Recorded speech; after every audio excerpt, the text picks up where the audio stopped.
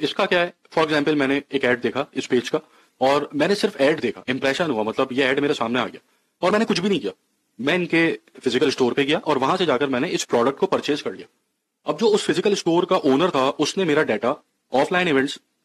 के through Facebook तक पहुंचा दिया कि भाई ये एक हमजा नाम का बंदा है, इसका ये फोन नंबर है, ये इसका ईमेल एड्रेस है, ये हमारे स्टोर के ऊपर आया था और इसने आके हमसे प्रोडक्ट खरीदी है। तो अब फेसबुक क्या करेगी कि उस हमजा नाम के बंदे को, यानी मुझे, उन एड्स के अंदर ढूंढेगी कि जिन एड्स के अंदर मेरा इंटरेक्शन हुआ है, जिन एड्स के साथ। अब उसने बताया हाँ यार ये आपका एड सेट नंबर 1 जो था, इसको हमजा ने देखा था और इसको देखने के बाद ये आपके फिजिकल स्टोर के ऊपर आया था और आके आपसे परचेज की थी।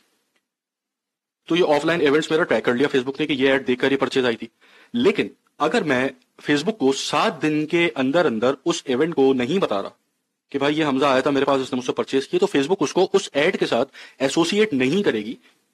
कि जिस ऐड को देखकर मैंने जाकर फिजिकल स्टोर से बाई की थी। लेट्स से मैंने यहां पर ये ऐड देख के जाके बाई की और जो फेसबुक के ऊपर ऑफलाइन इवेंट अपलोड हुए हैं वो 15 दिन बाद हुए। जो फिजिकल स्टोर का ओनर था उसने 15 दिन बाद ऑफलाइन इवेंट अपलोड किया फेसबुक पे, तो फेसबुक ये तो बताएगी आपको हाँ भाई परचेज है, इवेंट्स मैनेजर के अंदर आपको परचेज नजर भी आएगी, ठीक है, लेकिन किस ऐड के ऊपर वो परचेज आई है ये फेसबुक नहीं बताएगी। क्योंकि फेसबुक ये कहती है कि हो सकता है कि उस ऐड के अलावा किसी और चीज ने भी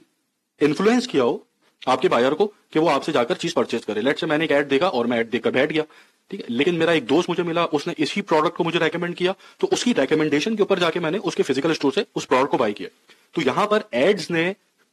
परचेज ट्रिगर नहीं की, परचेज ट्रिगर की मेरे दोस्त की रेकमेंडेशन ने। तो इसलिए फेसबुक कहती है कि अगर परचेज इवेंट 7 दिन से बाहर, जो एक एट्रीब्यूशन विंडो फेसबुक ने बनाई है 7 डेज की, अगर इससे बाहर आप ऑफलाइन इवेंट को अपलोड करते हैं तो वो फिर एड के साथ एसोसिएट नहीं होगी वो,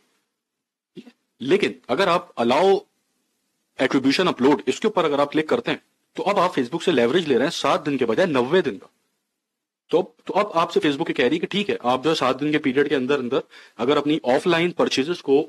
अपलोड नहीं कर सकते तो आप 90 दिन के अंदर अंदर कभी भी अपलोड कर दें। तो अब फेसबुक उस ऐड के साथ, कि जिस ऐड को देखकर आपके बायर ने अगर आपसे परचेज की थी, उसके साथ वो फिर एसोसिएट कर देगी। तो रेकमेंडेड प्रैक्टिस ये है कि आपके पास, अगर आप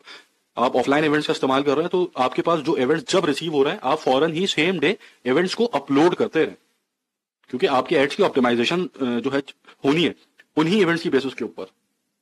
कि ऑनलाइन ऑफलाइन सब मिलाकर फिर आपकी एड्स की ऑप्टिमाइजेशन होनी है ना, तो आप हाथ के हाथ करते रहें। लेकिन अगर आपके पास मतलब कोई ऐसी आपकी मजबूरी है कि आप 7 दिन के अंदर भी नहीं कर सकते, तो फिर 90 दिन का लेवरेज आप यहाँ पे एक्सटेंड एट्रीब्यूशन अपलोड के ऊपर क्लिक करके ले सकते हैं। तो फिर फेसबुक अब आपको जो आप अपलोड करेंगे 7 दिन के अलावा, 7 दिन की विंडो के बाहर जो आप इवेंट्स अपलोड करेंगे वो भी फिर आपको उस एड के साथ दिखा देगी कि हाँ ये एड था जिसको देखकर आपसे परचेज किया था बंदे ने। लेकिन इससे क्या होगा, ऑप्टिमाइजेशन इससे जो है उसके ऊपर अफेक्ट पड़ेगा आपकी। उसके बाद अलाउ हिस्टोरिकल कन्वर्जन अपलोड्स। अब लेट से मैंने अपना बिजनेस स्टार्ट किया था 3 महीना पहले, लेकिन फेसबुक के ऊपर मैं अब मार्केटिंग करने आया, तो जो मैंने 3 महीना पहले मेरे पास परचेजेस आई हैं, 2 महीना पहले परचेजेस आई हैं, अब वो मैं चाहता हूं कि वो मैं फेसबुक तक पहुंचाऊं ताकि मेरे एड्स, उनकी बेसिस के ऊपर भी कुछ ऑप्टिमाइजेशन मेरी हो एड्स की, या मुझे उनके जैसे नए लोग भी फेसबुक मेरे लिए ढूंढे, तो वो मैं हिस्टोरिकल डाटा भी फेसबुक को दे सकता हूं कि मैं फेसबुक के ऊपर आज आया हूं लेकिन मेरा बिजनेस 3 महीने पुराना है, तो जो मैं पिछले 3 महीने की परचेजेस हैं वो भी मैं फेसबुक को, अगर मैं इसको अलाउ करता हूं तो मैं दे सकता हूं, और फिर जो फेसबुक है उन इवेंट्स को भी फिर वो कंसिडर करेगी आपके एड्स की ऑप्टिमाइजेशन के अंदर। तो यहां पर भी पीरियड आप जो है 7 दिन से लेकर एक्सटेंशन जो है आपकी वो 90 दिन के ऊपर चली जाती। तो ये हिस्टोरिकल कन्वर्जन अपलोड्स थी और ये एक्सटेंड एट्रीब्यूशन अपलोड है। यहां पर आप जो है एट्रीब्यूशन विंडो को एक्सटेंड कर रहे हैं और यहां पर भी आप एट्रीब्यूशन विंडो को ही एक्सटेंड कर रहे हैं, लेकिन क्या है कि यहां पर आप हिस्टोरिकल डाटा उसको दे रहे हैं जो फेसबुक पे आने से पहले पास्ट के अंदर आपके पास जो इवेंट्स का डाटा ऑफलाइन इवेंट्स का मौजूद था। तो ये दोनों आप जो है सिर्फ ऑफलाइन इवेंट्स के ऊपर ही इसका यूसेज है। उसके बाद ट्रैफिक परमिशंस, ये हम जो है डिस्कस कर चुके हैं, ब्लॉक लिस्ट वगैरह, और फिर है ये ऑटोमेटिक इवेंट लॉगिंग, ठीक है, ये भी हम जब ऐप इवेंट्स को डिस्कस करेंगे उसके अंदर मैं इसके ऊपर बात करूंगा, ठीक है। तो ये थी कुछ आपके पिक्सल्स की सेटिंग।